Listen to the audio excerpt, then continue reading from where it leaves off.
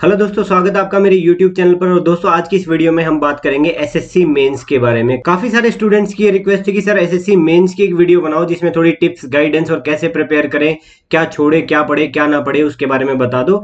तो इसके ऊपर ये टॉपिक, ये जो है ना, पूरा डिटेल में हम इसको देखेंगे आज। ठीक है, इसमें क्या क्या डिस्कस करेंगे, इसकी अप्रोच डिस्कस करेंगे कि कैसे आपको इस मेंस को अप्रोच करना है, और दूसरा सब्जेक्ट वाइज भी मैं टिप्स आपको दे देता हूँ।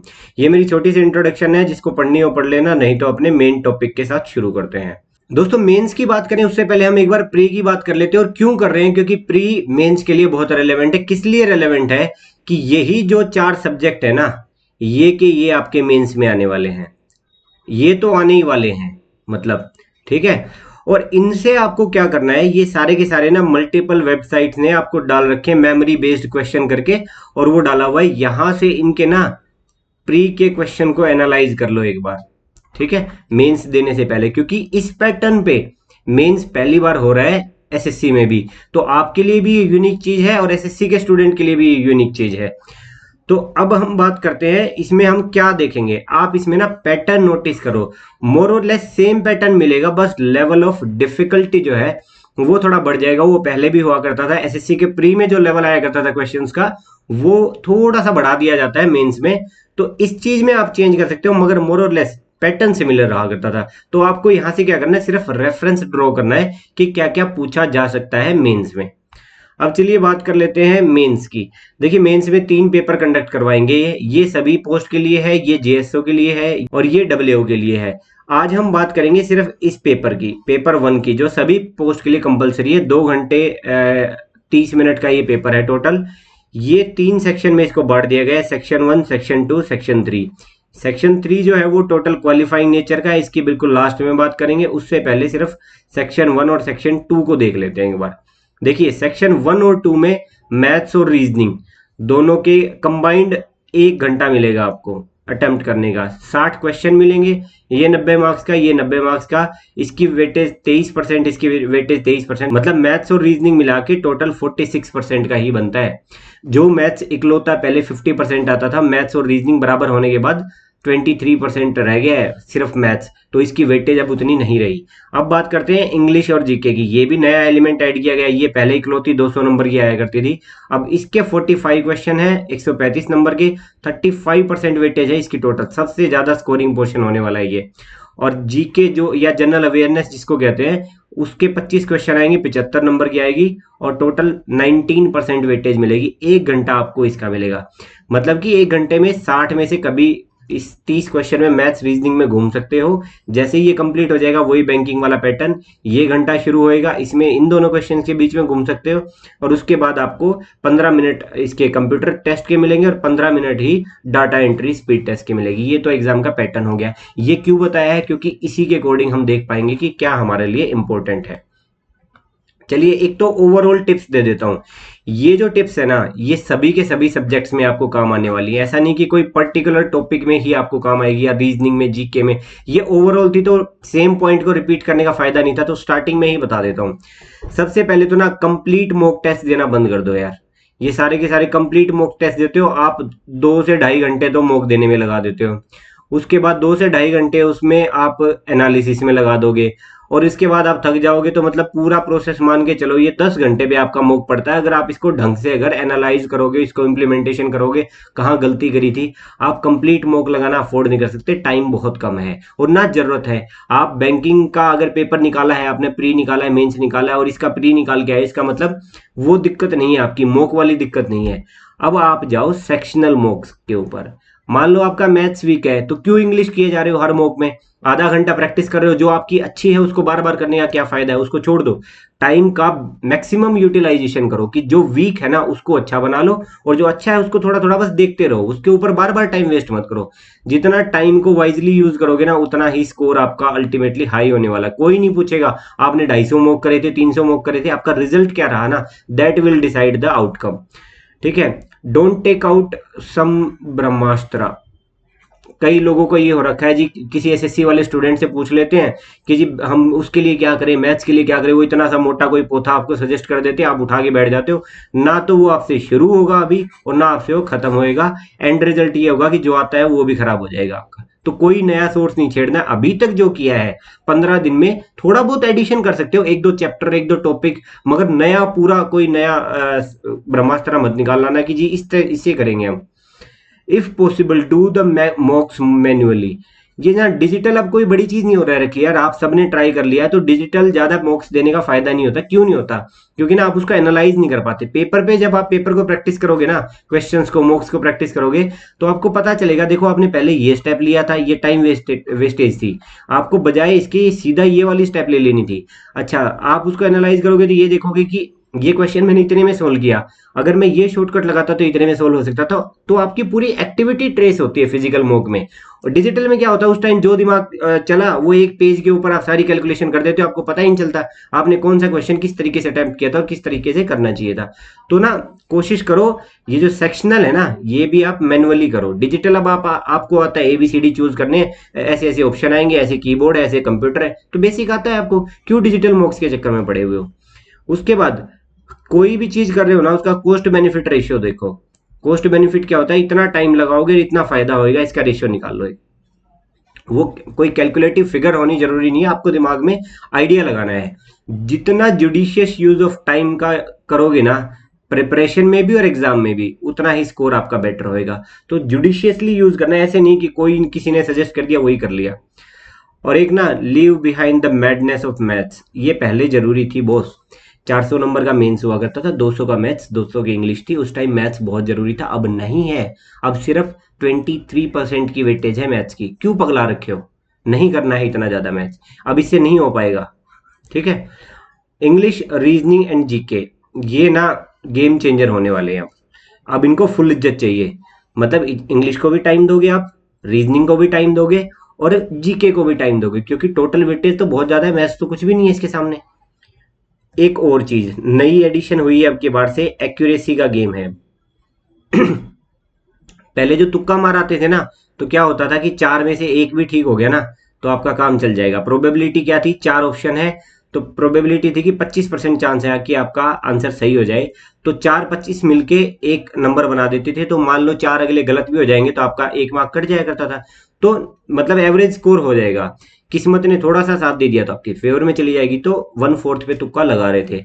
अब आ गया SSC UPSC के कॉन्सेप्ट पे, जी 1/3 काटेंगे अब मारो तुक्का। प्रोबेबिलिटी 25% और कटने के चांसेस 33% है, तो अब तुक्का नहीं चलेगा। Negative will beat the probability. तो अब आप तुक्का मत मारो, इन्फॉर्म्ड तुक्का मारो। अगर आप दो ऑप्शंस को रूल आउट कर सकते हो कि भाई ये नहीं है और ये नहीं है, तो अब आप प्रोबेबिलिटी को 25% की बजाय अब आप ले आए उसको 50% पे, और नेगेटिव की प्रोबेबिलिटी कितनी है, 1/3, तो अब उसमें जीत सकते हो आप। और दूसरा ना, ये एक जेनरिक सी टिप है यार, जंक फूड वगैरह कुछ दिन के लिए कंट्रोल कर लो बॉस। जितना खाओगे ना उतना ही ज्यादा लेजी होते जाओगे, आपका स्टेमिना डाउन होता जाएगा, फिर आप कहोगे जो नींद आती है, मेरी कैपेसिटी डाउन हो रखी है। रो फूड खाओ जितना खा सकते हो। ये एक वैसे ही मैंने डाल दी थी बीच में। चलिए शुरू करते हैं अब टॉपिक वाइज। रीजनिंग 30 क्वेश्चन आएंगे, 90 नंबर की है, 23% इसकी वेटेज होने वाली है। हल्के में ले नहीं सकते, इग्नोर नहीं करोगे, इसको इक्वल इंपोर्टेंस दोगे जो आप मैथ्स को दिया करते थे। You can not afford to lose marks in reasoning boss. Maths तो आपको आता नहीं है, कुछ सेक्शन कुछ पार्ट आपने नहीं कर रखा है एडवांस वाला, बट ये तो आपको पूरा आता था। ये तो आपका अपर हैंड है। अगर आप बैंक के एग्जाम दे रहे हो तो आप इसमें टाइम बचाओ, और जो यहाँ टाइम बचेगा ना उसको मैथ्स में यूज करो, क्योंकि दोनों की कंसोलिडेट 60 मिनट बचेंगी, मिलेंगी आपको। 60 मिनट में से 30 रीजनिंग को दे दोगे तो मैथ्स के लिए 30 ही बची। अब आप इसको ना, क्योंकि आपकी अच्छी है, तो अब आप इसको ना 20 से 25 में निपटा दो। तो ये जो 5 से 10 मिनट मिलेगी ना, ये एज आप मैथ्स में यूज कर सकते हो, वहां टाइम लगा लो, क्योंकि वो कैलकुलेटिव होता है। दूसरा, ऐसा भी नहीं है कि जी जल्दी जल्दी में करने के चक्कर में एक्यूरेसी लूज कर दो। आपको मैथ्स का कॉम्पनसेट यही तो करना है। मैथ्स में देखो आपको नहीं आता एडवांस मैथ्स, कोई दिक्कत नहीं है, मैं ये मान के चल रहा हूँ आप बैंकिंग के स्टूडेंट हो, आपने मैथ्स उतना अच्छा प्रिपेयर नहीं किया, या किया है तो थोड़ा बहुत किया है, तो आप कॉम्पनसेट करने के लिए रीजनिंग आ तो गई, बैंक में बहुत अच्छे लेवल की आती है, SSC में तो बहुत नॉर्मल लेवल की आती है, तो इसमें ज्यादा स्कोर करो, एक्यूरेट करो। और ना एक बार ना सारे प्री के पेपर देख लो, एक बार प्री के पेपर से आपको आइडिया हो जाएगा जी किस तरह का पैटर्न पूछते हैं। और बैंकिंग से कौन से टॉपिक ऐसे हैं कि जो अलग है, एक दो टॉपिक जो है ना उनके ऊपर अलग से टॉपिक वाइज उसको पढ़ लो थोड़ा सा, नहीं तो सिर्फ अपने बैंकिंग के नोट्स को रिवाइज करो। और दूसरा, वो सेक्शन मत करो जो कि यहाँ नहीं आता, जैसे मशीन इनपुट अभी तक नहीं आ रहा है यहाँ पे, तो अब वो सेक्शन छोड़ दो, आप उसको मत यूज करो यहाँ पे। तो एक बार प्री के पैटर्न देखोगे ना, तब आपको पता चलेगा कौन कौन से टॉपिक आपको आते हैं, कौन से नहीं आते हैं। अब चल पड़ते हैं जी, जिसका सबसे ज्यादा खौफ है मार्केट के अंदर कि मैथ्स का क्या करें भैया, 30 क्वेश्चन पे रह गया है, 90 मार्क्स का आएगा और 23% वेटेज है, क्यों पगला रखे हो, मत पगलाओ इसको। इसके ऊपर अब उतनी रिलायंस रही ही नहीं रिजल्ट की, कॉस्ट बेनिफिट रेशियो देखोगे तो कुछ भी नहीं है। अब चलते हैं जी, मैथ्स को फिर भी देखना पड़ेगा क्योंकि आप लोगों को खौफ तो इसी का होता है। देखिए बैंकिंग का जो मैथ्स है ना, एक ये परसेंटेज ऐसा नहीं है कि ये मैं बता रहा हूँ कि यही आएगी, एक जो जेनरिक आइडिया है, जो आपका बैंकिंग का मैथ्स है ना, वो 60% तक एसएससी में आता है। जो एडवांस मैथ्स और मेंसुरेशन है जो, ये करीब 40% आता है टोटल का। अब मुझे एक बात बताओ, 40% ऑफ 30 कितना हुआ, 12 क्वेश्चन हो गए।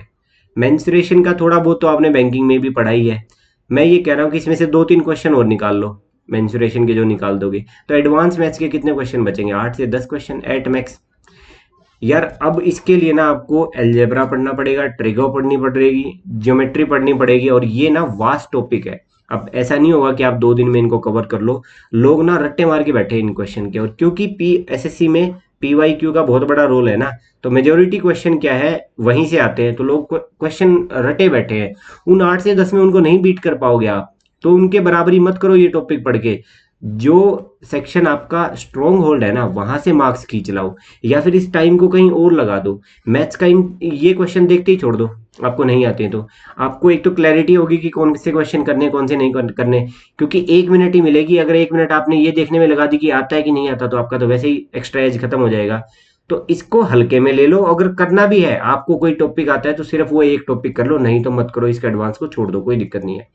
मेजोरिटी क्वेश्चन पीवाईक्यू से आते हैं, तो जो मैथ्स के जो क्वेश्चन प्रैक्टिस करने हैं ना, वो पीवाईक्यू से करो, प्रीवियस ईयर क्वेश्चन जो होते हैं ना उसमें से। और मॉक्स लगाने हैं तो मेंस के मॉक्स लगाना, प्री के मत लगाना, क्योंकि लेवल ऑफ डिफिकल्टी यहाँ थोड़ा सा हाई होता है एज कंपेयर टू प्रिल।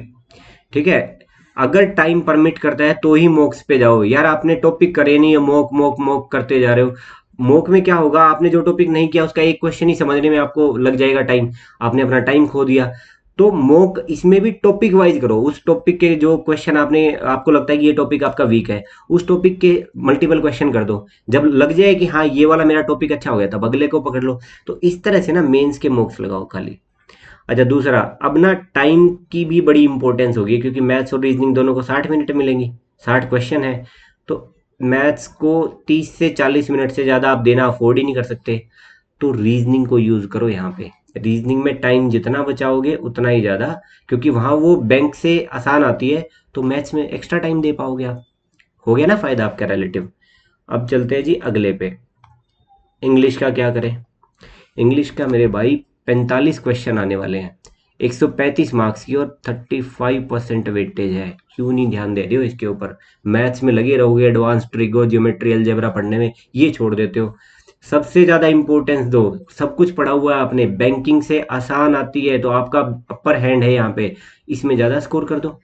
ठीक है, दूसरा एक बार ना प्री देख लो, पीवाईक्यू मेंस देख लो, इन दोनों से ना आपको ये पता चल जाएगा कि किस तरह के क्वेश्चन आते हैं। मान लो कोई एक आध टॉपिक है, ये पैटर्न नोटिस करो पहले तो, किस किस तरह के क्वेश्चन आ रहे हैं, और उन टॉपिक्स को मार्क आउट कर दो जो आपको लगता है कि या तो आपने बैंकिंग में नहीं पढ़े हैं, या आपको लगता है कि वहां थोड़े से आते थे, मैं इग्नोर कर रहा था उस टॉपिक को, और यहाँ तो बहुत ज्यादा आता है, तो उस टॉपिक को थोड़ा डीप में पढ़ लो, और बाकी उसको प्रैक्टिस मत करो, जो आपने बैंकिंग में कर रखा है अपने नोट्स पढ़ो बस, और कुछ करने की जरूरत नहीं है।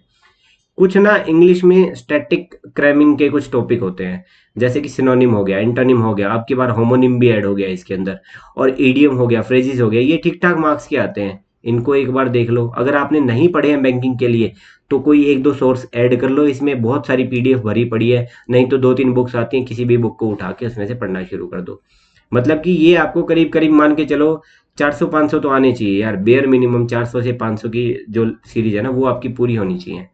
400 से 500 सिनोनिम, 400 से 500 एंटोनिम, इतने ही इडियम, इतने ही फ्रेजेस, बेयर मिनिमम, ज्यादा तो यार जितना मर्जी कर लो, पूरा सागर पड़ा है ये। उसके बाद बैंक के नोट्स ही फॉलो करो यार, यहाँ कुछ अलग नहीं है, वही चीजें हैं, थोड़ा इधर उधर प्रेजेंट कर रखी है। कोई एक दो टॉपिक हैं ऐसे जो यहाँ ऐड ऑन आ रहे हैं, तो उनको चार्ट आउट करके उस पर काम शुरू कर दो। नहीं तो सिर्फ अपना जो बैंक में पढ़ा है वही पढ़ के जाओ। अब बात करते हैं जी जीके की। ये ना एसएससी ने आपको बैंक वालों के बराबर लाके खड़ा कर दिया। जो जीएस घोटे बैठे थे बहुत पहले था, अब कुछ कुछ पैटर्न चेंज हुआ है। प्री में भी जिसका इफेक्ट दिखा था, एक बार प्री के एक बार क्वेश्चन देख लो, आपको आइडिया आ जाएगा कितने मार्क्स की क्या चीजें पूछ रही हैं। या फिर किसी के एनालिसिस की वीडियो देख लो, अपने चैनल पे तो है नहीं अभी, आने वाले टाइम में मैं डाल दूंगा। ठीक है, 19% का तो ये भी आ रहा है, 75 मार्क्स का तो ये भी बनेगा जीके। अब इसका क्या है, इसमें भी सेम है, पीवाईक्यू ही रिपीट होते हैं, तो पिछले 4-5 साल के घोट लो अगर पढ़ सकते हो तो, आपके पास टाइम परमिट करता है तो। अगेन कॉस्ट बेनिफिट देखना है आपको, किस में ज्यादा स्कोर कर सकते हो, किस में आपका ज्यादा टाइम लग रहा है। मान लो आपने 2-3 बार पढ़ा हुआ है पहले, तो आपको कोई टाइम नहीं लगेगा, तो ये पीवाईक्यू पढ़ लो। तो कॉस्ट बेनिफिट रेशियो आपको अपने अकॉर्डिंगली देखना पड़ेगा। अच्छा, जीके की एक ही बुक है जी, लूसेंट, यहाँ पे, और यही ब्रह्मास्त्र है। ये पहले वाले स्टूडेंट भी यही पढ़ रहे हैं, आपको भी यही पढ़ना है। बट उसमें क्या पढ़ना है वो नीचे बात करेंगे, क्योंकि ये भी लूसेंट भी ना पहले पतला सा सोर्स हुआ करता था, आजकल हर साल उसको ना मोटा करता जा रहा है। तो आप कोशिश करो, अगर कोई पुरानी मिल जाए ना आपको, पतले वाली जो छोटी आती थी, अब वो वाली तो क्या है बड़े साइज में आती है, वो A4 साइज के हाफ में आती थी लगभग, छोटी सी हुआ करती थी वो लूसेंट की, अगर वो मिलती है तो वही लेना। अब बात करते हैं जनरल स्टडीज की, जो आने वाला है इसमें, जो सिलेबस के अकॉर्डिंग भी और प्रीवियस पैटर्न सबको मिला के मैं एक छोटा सा एनालिसिस आपको दे रहा हूँ। देखिए मोटा मोटी ये 2 पार्ट बनते हैं, एक है हिस्ट्री, जियोग्राफी, पॉलिटी, इकोनॉमी और साइंस। एक तो ये पोर्शन है, ये जो स्टैटिक है, और एक करंट अफेयर है। करंट अफेयर के प्री के अकॉर्डिंग और जो एक्सपेक्टेड जो एक आइडिया लगाया जा रहा है, 8 से 10 क्वेश्चन आपके प्री के आएंगे, तो ये आपका स्ट्रॉन्ग होल्ड है। एसएससी वाले student generally banking current affair उतना नहीं पढ़ते, बट अब आ रहे हैं क्वेश्चन, तो आपके लिए बेनिफिशियल है, क्योंकि आपने तो बैंकिंग के अकॉर्डिंग बहुत घोटे मार रखे हैं करंट अफेयर के, तो ये आपके पास एक्स्ट्रा एज है उनके पास अगर ये है तो। अब बात करते हैं जी हिस्ट्री, जियोग्राफी, पॉलिटी, इकोनॉमी और साइंस की। देखिए हिस्ट्री बहुत ब्रॉड टॉपिक है, उसमें एंशियंट में चले जाओगे, मॉडर्न में चले जाओगे, बहुत लंबे चौड़े क्वेश्चन है। अगर आप पढ़ भी लोगे तो पता नहीं क्या एसएससी पूछ लेता है, कुछ भी पूछ लेता है, तो इसको तो काटा मार दो। अगर आज तक नहीं पढ़ा है तो बिल्कुल मत उठाना।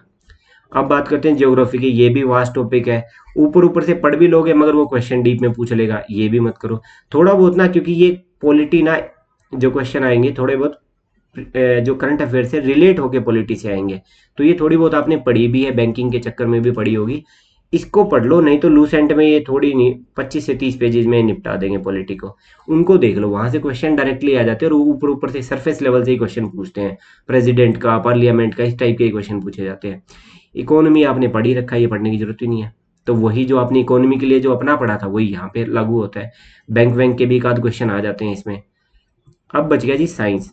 अगर तो आपके पास टाइम है तो इस जलजले में घुसो, नहीं तो मत घुसो।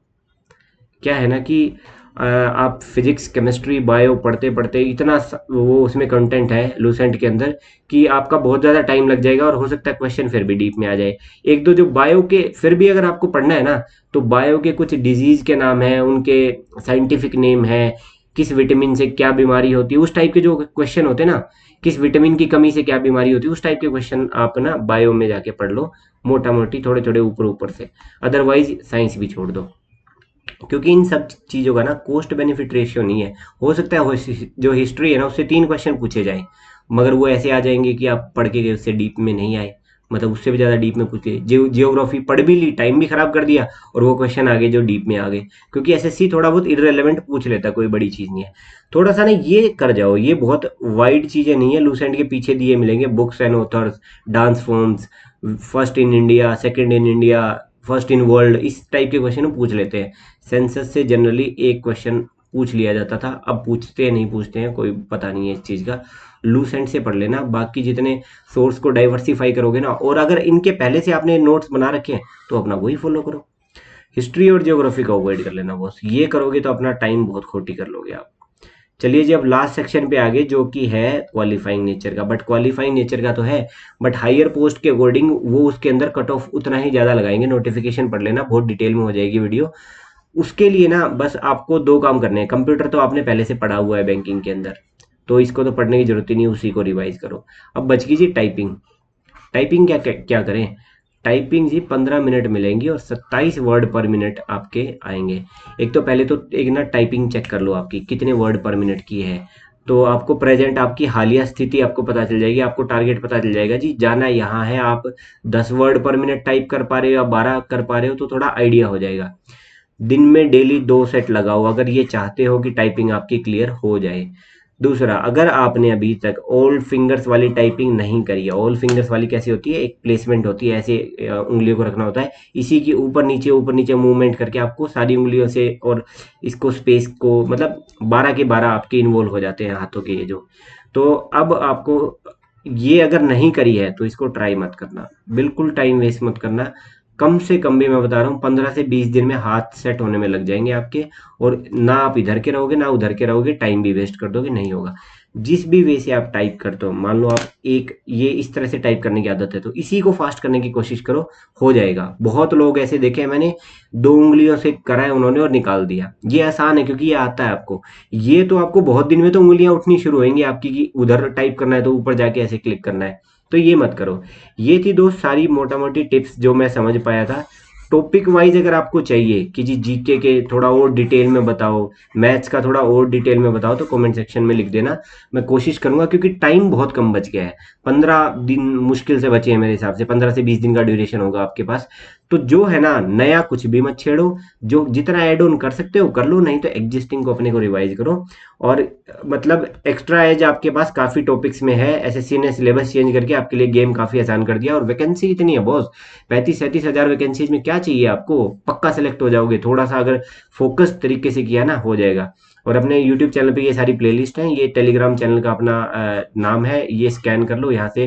टेलीग्राम पे मैं अपडेट डालता रहता हूँ, पीडीएफ वगैरह डालता रहता हूँ।